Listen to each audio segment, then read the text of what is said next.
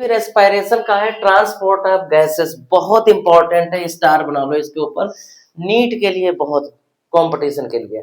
तो transport of gases का transport दो तरीके से होता है, एक ऑक्सीजन के द्वारा, एक कार्बन डाइऑक्साइड के द्वारा होता है।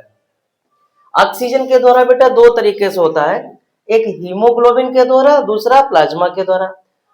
कार्बन डाइऑक्साइड के द्वारा तीन तरीके से होता है, प्लाज्मा, बाइकार्बिनो बाइकार्बामिनो कंपाउंड और बाइकार्बोनेट आयन के द्वारा होता है। अब सुनो बेटा याद कैसे करेंगे।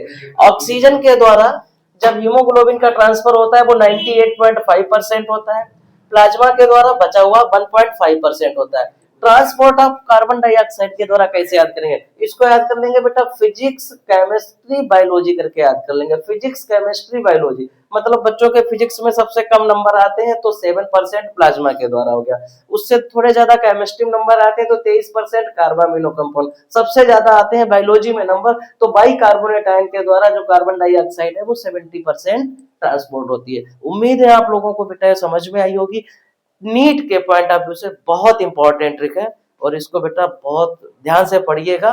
चैनल को लाइक और सब्सक्राइब भी करिएगा। धन्यवाद।